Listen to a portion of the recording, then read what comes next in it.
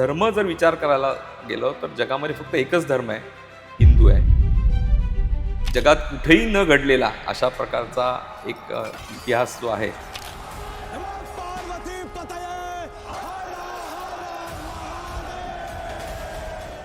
जो फक्त आपल्या देशात घडला आणि त्याची मुख्य भूमी ही महाराष्ट्र आहे. आणि बाकी जगात देशच्या देश कन्वर्ट झाले आणि आम्ही 800 वर्षाचे अन्याय अत्याचार सहन करूनही हिंदूच शिल्लक आहे. म्हणजे मी जेव्हा हे ऐकते ना तेव्हा माझ्या अंगावर पण शहारे येत आहेत. परंतु दुर्दैवानं आमच्या सरकारांचं पण धोरण असंच राहिलं की त्यांनी या इतिहास विषयक त्यांना काही आस्था नसल्यामुळे आमच्या गडाची अजूनही दुरावस्था होतच राहिली. अगदी CBSEचा जो सिलेबस आहे त्या CBSE सिलेबसमध्ये फक्त 2.25 पानं मराठी शाळेच्या वाट्याला आली. आणि मराठ्यांनी केवळ राज्यविस्तार नाही केला तर या पूर्व पश्चिम दक्षिण उत्तर सगळीकडे मराठ्यांनी सांस्कृतिक योगदानही मोठ्या प्रमाणात दिल्यामुळे आज आम्ही हिंदू म्हणून शिल्लक राहिलो.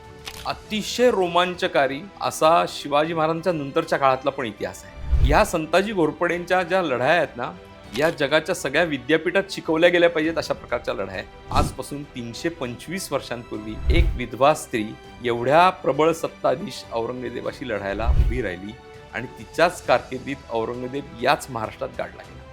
ती लोककल्याणकारी राज्याची संकल्पना अतिशय भव्य स्वरूपात 18व्या शतकात जर कोणी राबवली तर ती अहिल्यादेवी होळकरांनी राबवली.